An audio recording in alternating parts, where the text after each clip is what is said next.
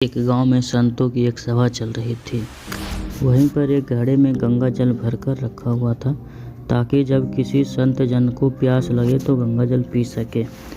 संतों की उस सभा के बाहर एक आदमी खड़ा था। उसने गंगा जल से भरे घड़े को देखा तो उसे तरह तरह के विचार आने लगे।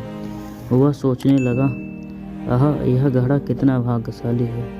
एक तो इसमें किसी तालाब पोखर का नहीं बल्कि गंगा जल भरा हुआ है, और दूसरा यह अब संतों के काम आएगा। संतों का स्पर्श मिलेगा, उनकी सेवा का अवसर मिलेगा। ऐसी किस्मत तो किसी किसी को ही मिलती है।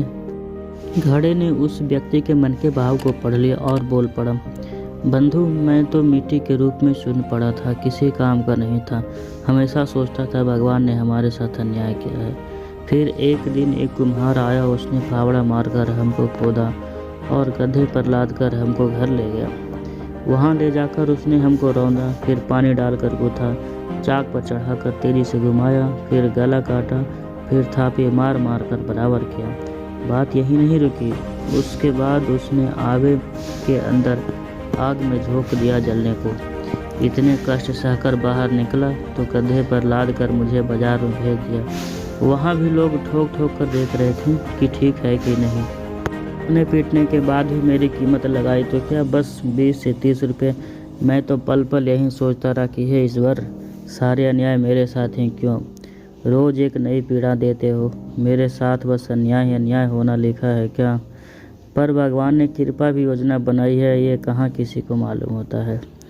किसी सज्जन ने मुझे खरीद लिया और जब मुझ में गंगा जल भरकर संतों की सभा में भेज दिया, तब मुझे एहसास हुआ कि कुम्हार का वह फावड़ा चलाना भी भगवान की कृपा थी, उसका वह गूँथना भी भगवान की कृपा थी, आग में जलाना भी भगवान की कृपा थी, और बाजार में लोगों के द्वारा ठोके जाना भी भगवान की ही कृपा थी। अब मुझे मालूम हुआ कि सब भगवान की ही कृपा थी। हमारे जीवन में भी परिस्थितियाँ हमें तोड़ देती है, विचलित कर देती है, इतनी विचलित कि भगवान के अस्तित्व पर ही प्रश्न उठाने लगते हैं। क्यों हम सब में इतनी शक्ति नहीं होती है कि ईश्वर की लीला को समझने की, भविष्य में क्या होने वाला है उसे देखने की। इसी नादानी में हम ईश्वर द्वारा कृपा करने से पूर्व की जा रही तैयारी को समझ नहीं पाते। बस कोसना शुरू कर देते हैं कि सारे पूजा पाठ, सारे जतन कर रहे हैं, फिर भी ईश्वर है कि प्रसन्न होने और अपने कृपा बरसाने का नाम ही न ले रहे हैं। पर हृदय से और शांत मन से सोचने का प्रयास कीजिए, क्या सचमुच ऐसा है या फिर हम ईश्वर के विधान को समझ नहीं पा रहे हैं। अगर वीडियो अच्छी लगी हो तो चैनल को सब्सक्राइब करें, वीडियो लाइक करें और शेयर करें। धन्यवाद।